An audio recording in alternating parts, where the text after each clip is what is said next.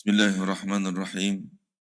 Alhamdulillahi rabbil alamin wa bihi nasta'in wassalatu wassalamu ala Rasulillah wa ala alihi wa sahbihi wa man tabi'ahum bi ihsanin ila yaumiddin amma ba'd.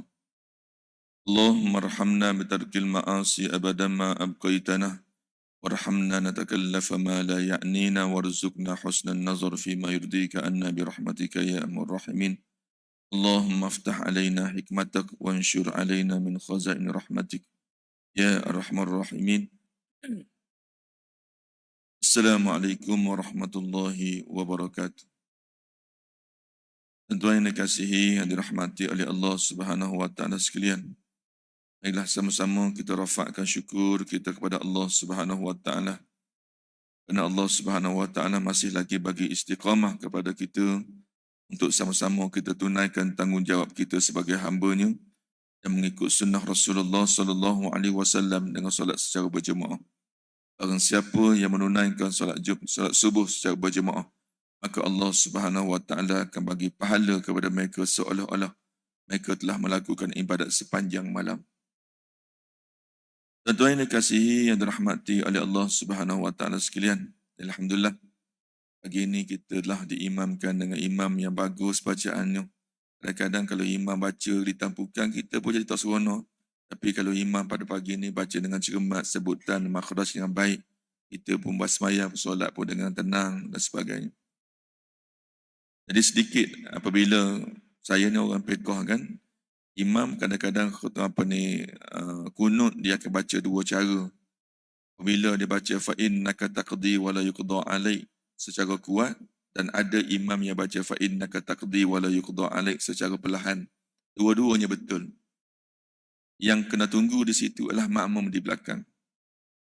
Kalau imam itu dia baca fa innaka taqdi wa la yuqda alaik secara perlahan, maka kita ni elok kita baca juga fa innaka taqdi wa la yuqda alaik.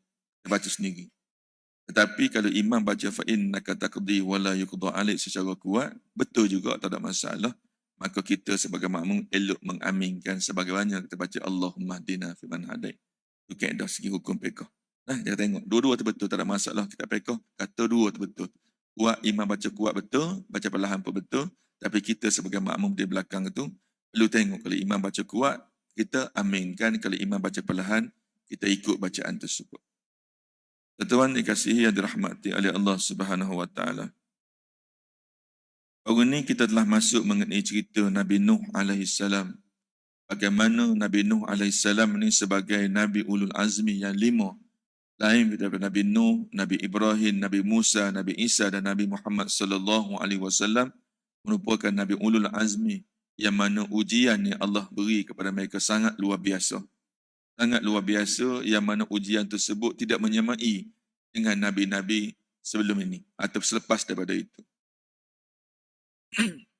Kalau kita tengok banyak dalam kitab-kitab sirah menyatakan bahawa Nabi Adam AS ini dia seorang Nabi tetapi dia bukan seorang Rasul. Kalau kita mengaji di sekolah dulu ada dua jenis. Satu dia Nabi saja, yang tu ramai. Satu lagi tu Nabi dan juga Rasul. Jadi ada pada ulama mengatakan Nabi Adam AS ini bukan seorang Nabi. Dia seorang Nabi tapi bukan seorang Rasul. Yang bermulanya Nabi dan juga Rasul bermula pada Nabi Nuh AS. Sebenarnya Nabi Adam ni juga dia Nabi dan dia juga Rasul. Tetapi dia hanya mendakwah dalam kelompok yang kecil sebab tidak ada kaum-kaum yang lain sebelah itu.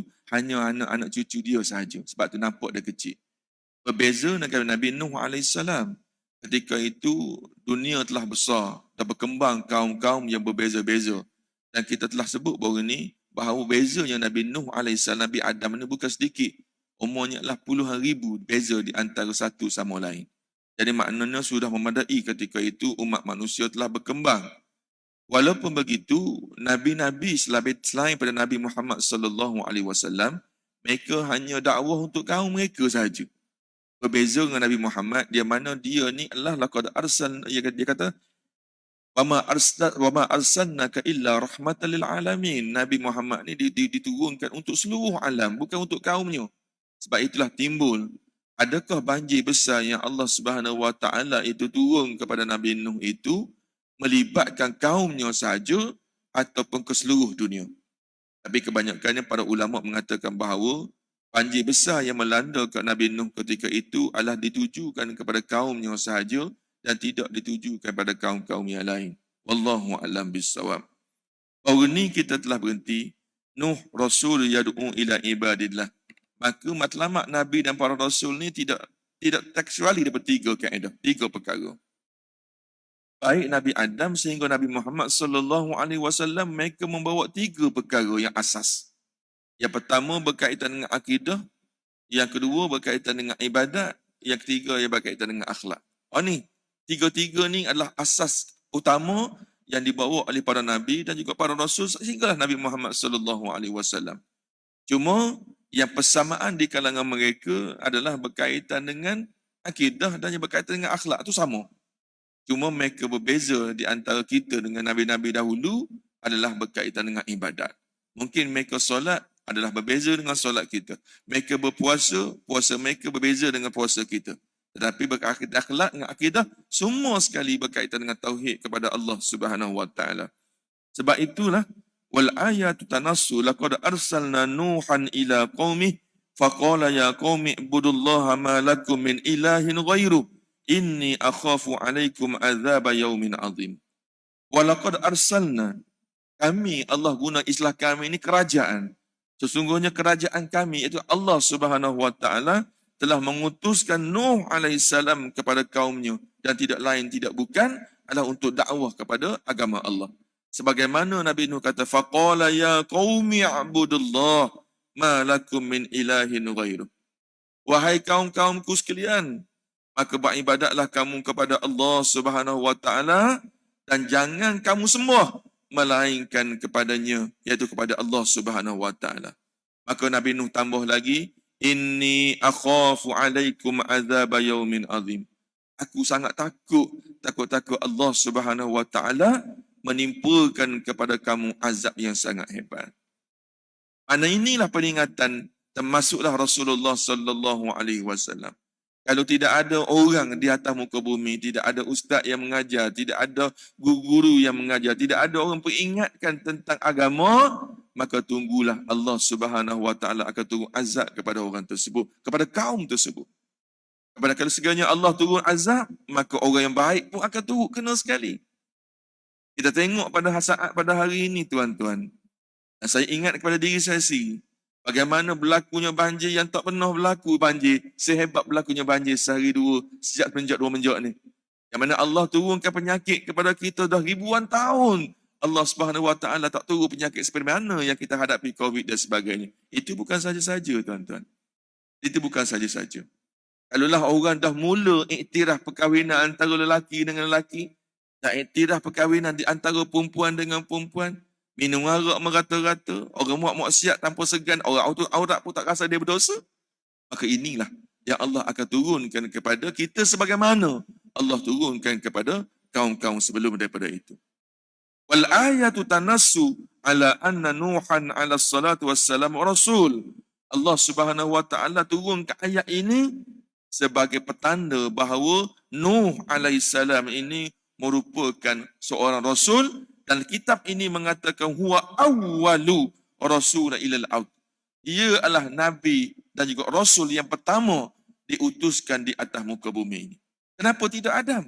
Sebab Adam ketika itu dia duduk di kalangan, dikelilingi oleh anak cucu dia sahaja yang mana dia kenal mana anak cucu dia. Berbeza Nabi Nuh ni. Dia diturunkan kaum ni, ada kaum yang dia kenal, ada yang tidak kenal. Ada kaitan susu galur keluarganya ataupun ada yang tidak. Sebab itulah kitab ini mengatakan Nabi Nuh sebenarnya adalah awal Nabi dan juga Rasul. Sebaliknya Nabi Adam ini hanya dia dakwah untuk ahli keluarga terdekat daripadanya sahaja. Sebab itulah banyak di dalam hadis yang menyatakan bahawa Rawahul Bukhari wal Muslim. Hadis ini telah diriwayatkan oleh Imam Bukhari dan juga Muslim daripada Abu Hurairah radhiyallahu anhu an Rasulillah sallallahu alaihi wasallam. Dia kata fi hadithin syafa'atit tawil. Yang mana pada hari kiamat nanti, pembundung-bundung datangnya manusia ini datang kepada setiap Nabi dan Rasul untuk meminta syafaat supaya mereka ini selamat daripada azab Allah ataupun api neraka. Maka annahu qal fayatuna nuhan fayaqulu ya nuh anta awwalu rusul lil ardi wa sammaka Allahu abdan syakura ishfa' lana ila rabbik ala tara ma nahnu fihi ala tara ma qad balagna. Dia kata Nabi Nuh AS apabila manusia datang kepada Nabi Adam, mula-mula sekali, wahai Adam, wahai Nabi Adam, kamu adalah datuk kami dan kami adalah cucu dari kamu, wahai Adam AS. Maka apa jawab Adam AS? Wahai anak cucuku, aku sendiri pun bimbang dengan keadaan aku, mana-mana aku telah melanggar perintah Allah sebelum ini. Bagaimana aku nak bagi syafaat kepada kamu? Maka datang pula mereka kepada Nuh AS. Fayaqulun, dan mereka berkata pada Nuh, anta awwalur rusul ilal ardi. Ini yang saya nak beritahu ni. Wahai Nuh, kamu adalah rasul yang pertama di atas muka bumi ini. Maka adalah benarnya ulama mengatakan bahawa Nuh AS ini merupakan nabi dan juga rasul yang pertama diutuskan di atas muka bumi kepada kaumnya. Sebaliknya Adam ini nabi yang pertama untuk ahli keluarganya, keluarga tak besar ketika itu. Wasammakallahu abdan syakura. Wahai Nuh, sesungguhnya Allah Subhanahu wa taala telah utuskan kamu di atas muka bumi ini rasul yang pertama. Bahkan sammakallahu abdan syakura. Bahkan Allah telah memuji kamu dengan menamakan kamu adalah kamu seorang hamba yang sangat bersyukur. Dia puji dulu, dia bodek Nabi Nuh dulu. Orang datang tadi. Maka barulah dia minta, Ishfa' lana ila rabbiki ala tara ma nahnu fi. Wahai Nuh AS, syafaatkanlah kami supaya kami ini terselamat daripada azab Allah. Ala tara ma nahnu fihi. Tidakkah kamu lihat bagaimana keadaan kami sekarang ini? Yang mana Nabi menggambarkan kepada kita pada hari di padang mahsyar nanti, tunggu ni mizan nak ditimbang azab, pahala dan juga dosa kita. Ketika itu berbagai-bagai manusia, ada yang berenang dalam peluhnya, ada yang dalam keadaan yang mana berjalan dengan mukanya dan sebagainya. Maka ketika itu, tidakkah kamu lihat kami, wahai Nuh, bagaimana kami telah diazab terlebih dahulu sebelum kami masuk ke neraka. Yang lebih dahsyat. Ala tara ma qad balagna. Wahai Nuh, sampai hatikah kamu nak lihat kami dalam keadaan begini? Apa Nabi Nuh jawab? Fayaqulu lahum, Nabi Nuh kata kepada mereka yang datang minta syafaat kepadanya, Inna Rabbi qad ghadaba al-yawma ghadaban lam yaghdabu qablahu mislahu wa lan yaghdabu ba'dahu mislahu. Nabi Nuh dengan tegas jawab kepada orang yang datang minta syafaat daripada dia, wahai manusia sekalian, kamu tahu tak? Allah sangat murka kepada kaum aku dan kaum aku termasuk dalam tu. Allah sangat murka kepada kaumku, dia kata. Lam yaghdab qablahu mislahu. Yang mana Allah tidak pernah murka kepada kaum aku sebelum ni. Tidak ada Allah marah semarah-marah itu. Walan yaghdab ba'dahu mislahu. Yang mana Allah tidak akan murka kepada kaumku ni, kepada kaum yang selepas pada aku sebagaimana Allah murka pada aku sekarang. Sebelum Allah marah dekat aku, selepas ni pun tidak ada kehebatan kemurkaan Allah kepada kaumku melebihi kepada kaum-kaum selepas dari itu. Macam mana aku nak syafaat pada kamu? Kata Nabi Nuh. Kena cerita bagaimana Allah Subhanahu wa taala betapa murkanya kepada kaum aku. Sehingga Nabi Nuh doa ketika itu, ya waqala Nuhun Rabbi la tadhar 'alal ardi minal kafirin dayyara. Innaka intadharhum yudillu ibadak wa la yalidu illa fajiran kaffara. Dia sebut ketika Nabi Nuh doa kepada Allah, ya Allah, ya Tuhanku. Dia kata kaum aku ni teruk sangat dah ya Allah. Teruk sangat dah kaum aku ni ya Allah. Wahai ya Allah, dah tibanya masanya untuk kamu ni, untukmu ya Allah, turunkan azab kepada kaum aku ni. Sesungguhnya janganlah kamu tinggal walaupun seorang daripada kaumku. Kalau kamu tinggal juga, mereka tidak akan beranak, melainkan mereka akan kufur padamu ya Allah. Maka ketika itulah Allah turunkan azab yang sangat hebat kepada Nabi Nuh. Itulah orang datang minta syafaat kepada Nabi Nuh. Wahai Nuh, bagilah syafaat kepada kami. Tak boleh, aku tak akan bagi syafaat kepada kamu. Sebab Allah dah marah pada kaum aku ni. Yang mana kemarahan Allah ni tak pernah berlaku pada sebelumnya dan tak pernah berlaku pada selepasnya. Hadis ni sebut walan. Kalau tuan-tuan tengok di dalam bahasa Arab ni, bahasa Arab sangat hebat. Kita ni kalau nak sebut tidak, dua jenis kan, kalau tidak bukan. Kalau tidak bukan dua tu. Tapi dalam bahasa Arab ni, tidak ni banyak. Satu, lan maksud tidak, lam maksud tidak, la maksud tidak, ma maksud tidak. Banyak perkataan tidak. Tapi kalau tuan-tuan jumpa dalam Al-Quran, dalam hadis, kalau sebut perkataan lan, lam, nun, itu tu sini, maknanya tidak selama-lamanya. Makna ni, dia kata, Nabi Nuh kata, walam yaghdabu ba'dahu mislih. Dia kata, Allah tidak pernah muka kepada kaum aku ni, yang mana kemurkaan Allah ni tidak sehebat kemurkaan pada kaum pun, dan tidak akan berlaku pada masa akan datang. Kalau Allah marah pada kaum selepas pada aku pun, tidak sehebat Allah murka pada kaum aku. Dia kata, aku tak layak nak bagi syafaat kepada kamu. Begitulah nak beritahu kepada kita, tuan-tuan sekalian. Maknanya, nak didik wali keluarga ni, inna adama aw nabi ba'athun nabi ila auladihi, dia kata. Dia kata, nak dakwah, ni kata, kepada orang manusia ni tidak mudah. Lebih-lebih lain kepada ahli keluarga. Nanti saya akan sebut di hadapan nanti. Tuan-tuan yang dikasihi, yang dirahmati oleh Allah Subhanahu wa taala sekalian. Maka akhir sekali, apa Nabi Nuh cakap? Wahai manusia sekalian, pergilah kepada Nabi yang akhir sekali, nama Muhammad bin Abdullah. Dialah hanya Allah bagi kuasa untuk mensyafaatkan kepada manusia. Jadi kalau kita nak dapat syafaat daripada Nabi kita, maka lakukanlah apa yang telah disebut oleh Rasulullah SAW, dan saya telah sebut banyak kali. Dan kadang-kadang saya lupa untuk melaksanakan. Benda yang sangat simple, selain daripada selawat, tuan-tuan. Selain daripada selawat, na Allahumma salli ala Muhammad. Yang kita semayang pun kita sebut, kama sallai ta'ala Ibrahim wa ala Ibrahim. Kita sebut juga. Tapi antara Nabi pernah sebut, barang siapa, dan saya ulang hadis banyak kali, barang siapa yang mendengar azan, lepas tu ulama dulu marah kita bercakap masa azan. Walaupun tidak ada hadis yang terang-terang tegah kita, jangan kamu bercakap masa azan, tak ada. Tapi berdasar pada hadis ini menunjukkan bahawa sangat tidak elok kalau kita bercakap masa azan benda yang tidak perlu. Barang siapa yang mendengar azan dan menjawab sebagaimana laungan yang dilaungkan kepadanya satu persatu, dan selepas daripada itu pula, lepas azan, dia mengangkat tangan membaca Allahumma rabba hadhihi da'wati tammah wassalatul qa'imah, sehinggalah akhir. Nabi kata ahakku ataupun hal ala syafaati. Barang siapa yang mendengar azan dan menjawab azan, dan lepas azan dibaca doa tersebut Allahumma rabba tadi, maka dia kata halat ala syafaati, maka dia ni adalah layak untuk mendapat syafaat aku. Mudah yang benda kan? Tapi kadang-kadang kita mengambil sambil lewa benda-benda sebegitu. Dan Tuhan yang dikasihi, yang dirahmati oleh Allah Subhanahu wa taala. Kita tengok bagaimana gaya Nabi Nuh AS apabila dia diturunkan oleh Allah sebagai Nabi dan Rasul untuk mendakwah kaumnya.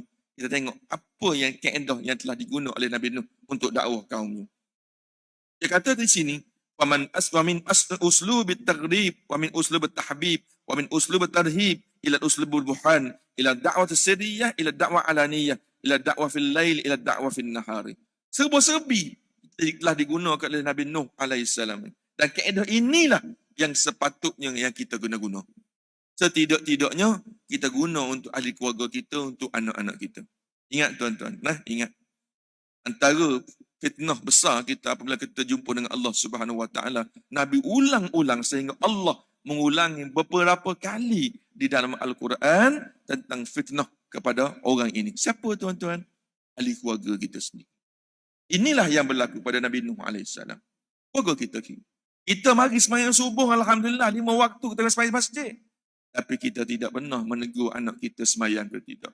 Kita mari sembahyang masjid dan dengar tu Ustaz tazkirah, tapi kita tak pernah tegur anak-anak kita tak tutup aurat.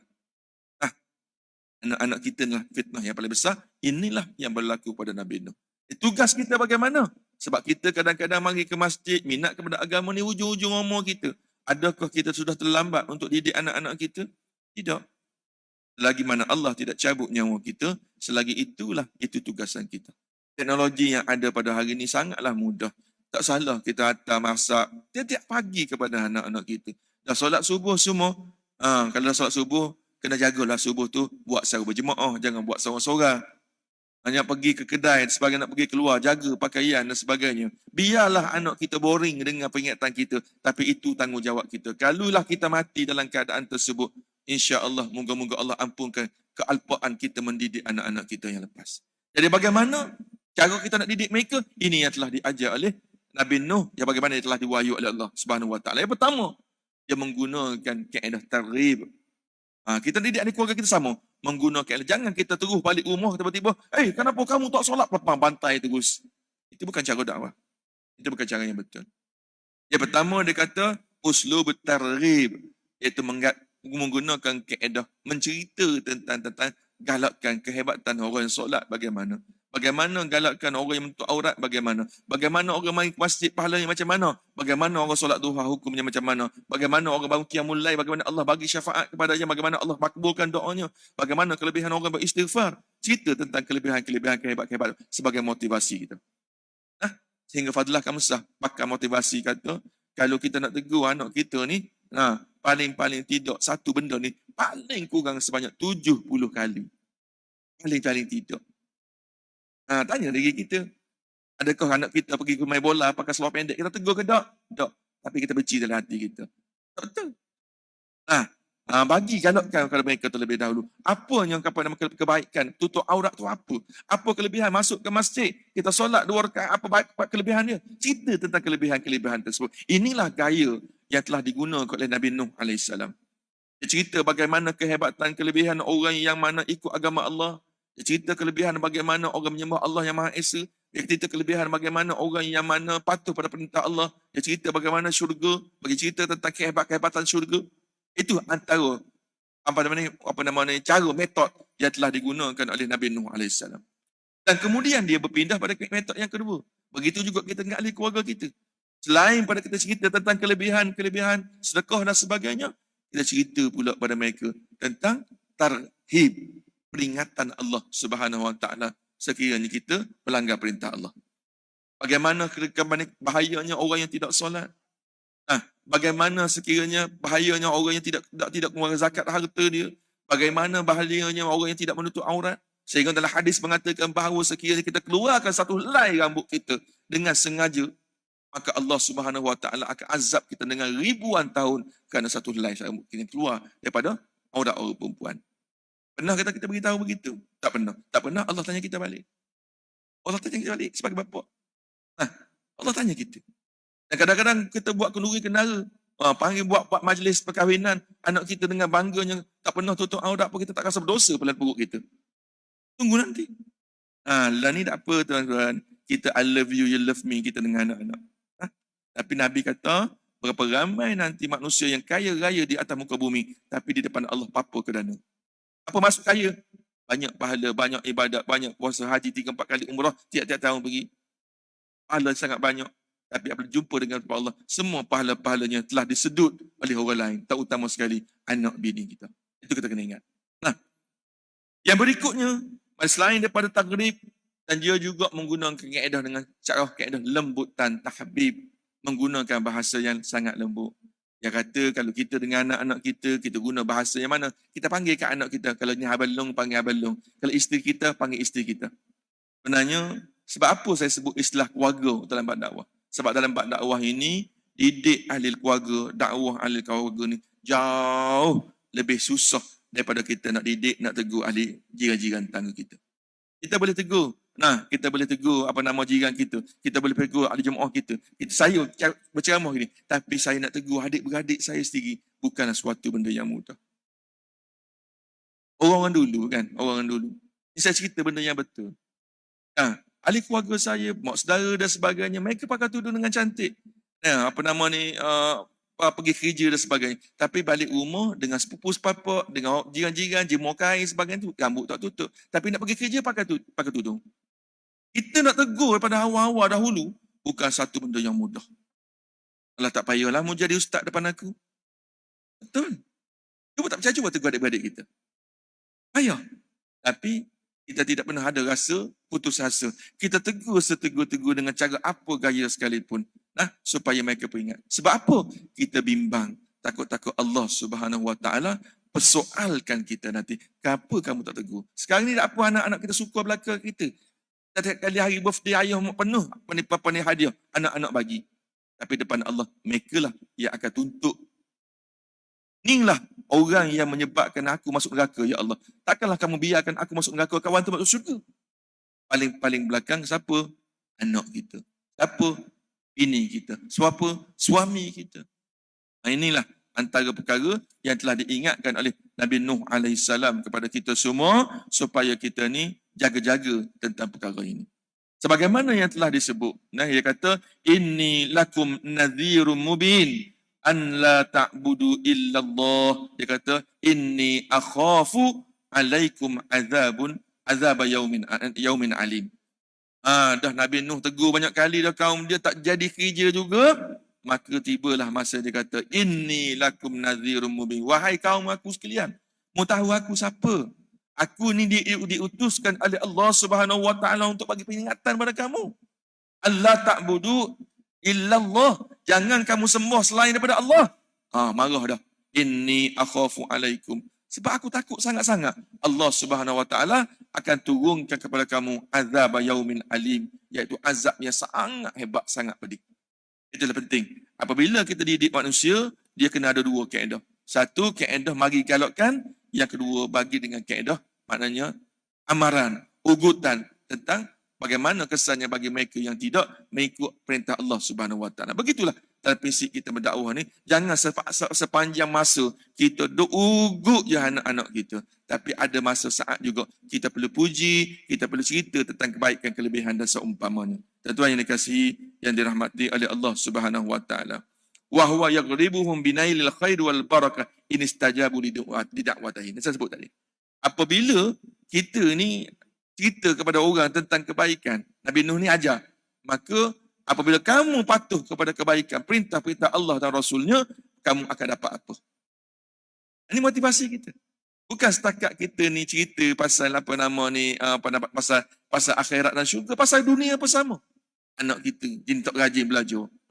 Jadi kita tahu pada dia, kalau abang dapat makan yang baik, ayah akan bagi benda ni. Itu juga uslub antara yang telah diajar oleh Nabi Nuh AS. Apa yang disebut? Istaghfiru rabbakum innahu kana ghaffara. Ini nak selalu saya cerita pada tuan-tuan. Apabila Hasan Al-Basri datang ditanya oleh seorang manusia, tiga golongan manusia. Satu disebabkan tak ada anak, yang kedua ekonomi merudung, yang ketiga mana kemarau panjang. Apa yang telah dijawab oleh Hasan Al-Basri? Ni cerita saya cerita dulu. Dia kata, istaghfiru rabbakum innahu kana ghaffara. Minta ampunlah kamu kepada Allah Subhanahu Wa Taala banyak-banyak. Kerana sifat Allah ini yang mana sifat dia adalah Maha Pengampun kepada hamba-hambanya. Kita bersama tuan-tuan. Kita sama. Kadang-kadang ada saat hati kita keluh kesah. Dan kita tidak tahu apa puncanya. Kadang-kadang kita nampak, kadang-kadang tak selesai apa-apa masalah. Kita di pejabat, di syarikat dan sebagainya. Kepala otak kita berserabut. Tak tahu nak selesai macam mana. Kita di dalam keluarga. Kita ada kereta yang besar, rumah yang besar. Anak-anak yang berjaya semua. Tapi jiwa kita tidak tenang. Kadang-kadang kita dengar azan di telinga kita. Tapi tak boleh nak melangkah mari ke masjid. Semua tu ada sebab-sebab. Kadang-kadang kita mari ke masjid. Orang lain sembahyang sunat tahiyatul masjid, kita mari duduk, mari di masjid duduk. Berat sangat kita nak sembahyang tahiyatul masjid. Kita boleh bangun tengah-tengah malam tengok bola. Tengok bola boleh bangun malam-malam tengok bola, tapi tak boleh nak ambil asmai nak angkat takbir 2 rakaat. Benar tak kita rasa rusing benda tu berlaku pada diri kita? Maka obat dia adalah istighfar. Istighfar banyak-banyak, tengok otak kita kusut, anak-anak kita tidak mendengar cakap. Kadang-kadang kita tengok anak kita kena rusing. Rusing ke anak ni masa kecil, rusing demam dia. Tak? Anak kita demam lah, anak kita sakit, kita rusing. Jadi apabila kita tak apalah, cepat-cepatlah pak ni besar, dia kahwin cepat-cepat, kita tak nak fikir. Tak ada. Lepas dia kahwin, masuk lain pula. Masalah lain pula. Jadi maknanya, cara yang terbaik untuk selesai masalah kita adalah dengan Allah. Biar Allah bagi petunjuk kepada kita. Datang masalah-masalah berikut, maka tidak alat lain dan tidak bukan berpunca daripada dosa kita. Dan bagaimana selesai dosa kita, maka tidak lain dan tidak bukan. Maka ubatnya adalah dengan bertaubat kepada Allah. Sebab itulah lepas sembahyang tadi, kenapa setiap kali lepas sembahyang kita akan baca istighfar, astaghfirullahalazim, astaghfirullahalazim. Semua ada sebab. Kesannya apa? Istaghfiru rabbakum innahu kana ghaffara. Yursilis samaa 'alaikum midrara. Apabila kita bertaubat kepada Allah Subhanahu wa taala, di dalam tengah taubat sungguh-sungguh dengan apa dosa-dosa kita lakukan, yursilis samaa 'alaikum midrara. Maka saat itulah Allah akan turunkan hujan kepada kita. Wa yumdidukum bi amwalin. Allah akan bagi kepada kita anak-anak yang baik. Ini akan bagi harta yang berkat. Wa banina, dan Allah Subhanahu wa taala akan bagikan anak-anak yang baik. Wa yaj'al lakum jannatin wa yaj'al lakum anhara. Allah akan bagikan pada kita syurga yang mana di bawahnya mengalirnya sungai-sungai. Jadi walaupun ayat ini nampaknya ditujukan kepada anak, dituju kepada harta, sebenarnya semua perkara hasil daripada kita bertaubat kepada Allah ini, Allah akan bagi sesuatu kepada kita sangat hebat. Yang sangat hebat Allah bagi kepada kita. Terbesarnya, bagaimana Nabi Nuh ni pesan kepada kaumnya. Wahai kaumku, bertaubatlah kamu kepada Allah. Allah tawarkan kepada kamu yang Allah akan berkatkan rezeki. Ini penting. Berkatkan rezeki kita. Kadang-kadang kita mari sembahyang subuh, tuan-tuan. Bawa lah duit 2, 3, 4 ringgit, bawa 10 ringgit dan sebagainya. Kita boleh beli rokok. Dan bawa duit dalam paket nak beli rokok boleh. Tapi bawa duit nak masuk ke tabung masjid tak boleh. Itu antara juga. Antara benda juga. Banyak dalam hadis Nabi sebut yang mana orang yang beristiqamah dengan sedekah subuh ini, Allah akan memudahkan urusannya dunia dan juga akhirat. Ni kita kena praktis. Pagi-pagi mari masjid, mari surau, kita dah pencing dah. Bawa tak boleh bawa banyak, bawa 3, 4 ringgit letak dalam poket, masuk dalam tabung masjid. Ya Allah, dengan sedekah subuh yang aku berikan ini, ya Allah, kamu berkatilah hidup aku, ya Allah. Kamu ampun dosa aku, ya Allah. Kamu bagi kesihatan yang baik pada aku, ya Allah. Kurnia kepada aku isteri yang solehah, anak-anak yang soleh dan solehah berjaya dunia akhirat. Masuk dalam tabung. Masuk dalam tabung. Tapi kita tahu ustaz banyak kali dah cerita, tapi malangnya jarang kita dapat istiqamah dalam perkara tersebut. Biarlah kita buat benda yang sikit tapi dengan cara istiqamah. Nabi Nuh AS, tuan-tuan, sikit lagi masa 3-4 minit lagi, kita berhenti pukul 7. Nabi Nuh ni, dia dakwah kaumnya bukan sekejap. Kita kadang-kadang tegur anak kita sekali dah naik angin. Tegur bini kita sekali dah naik angin. Nabi Nuh AS, Tuhan sebut dalam Al-Quran, وَلَقَدْ أَرْسَلْنَا نُوحًا إِلَىٰ قَوْمِهِ فَلَبِثَ فِيهِمْ أَلْفَ سَنَةٍ إِلَّا 50 عَامًا فَأَخَذَهُمُ الطُّوفَانُ وَهُمْ ظَالِمُونَ. Allahu Akbar. Sesungguhnya kami utuskan Nabi Nuh AS pada kaumnya ni adalah selama 1000 tahun kurang 50. Dan mana tu tuan? 950 tahun Nabi Nuh dakwah kaumnya. Tu dakwah saja umur dia hidup tu tak tahu lama mana. Lebih dari 1000 lah. Dakwah saja 950 tahun. Nak tanya penuh dok kita dakwah anak bini kita 950 minit. Penuh dok kita ingatkan anak-anak kita 950 minit. Bukan tahun, bukan hari, bukan jam, minit. Penuh dok kita dakwah. Ni Nabi Nuh AS ni 950 tahun. Maka patutlah fa'akhadhahumut tufanu wa hum zalimun. Maka ketika itu barulah Allah Subhanahu wa taala atarkan taufan dan Allah hantarkan banjir besar selepas 950 tahun. Itu pun selepas Nabi Nuh selenda, tuan-tuan. Dia kat tengah tak lagak dah. Qala nuhur rabbi innahum asawni wattaba'u man lam yazidhu maluhu wa waladuhu illa khasara. Dia selenda dah. Nabi Nuh kata qala nuhur rabbi innahum asawni wattaba'u man lam yazidhu maluhu wa waladuhu illa khasara. Wahai ya Allah, aku ni sudah dakwah mereka dengan penat sangat-sangat, ya Allah. Mereka tak sembah, melainkan mereka tak kufur, mereka tidak lahir, melainkan semua kekufuran, ya Allah. Sehinggalah ayat saya baca tadi. Qala nuhur rabbi la tazar alal ardi minal kafirin dayyara. Ya Allah, cukuplah ya Allah.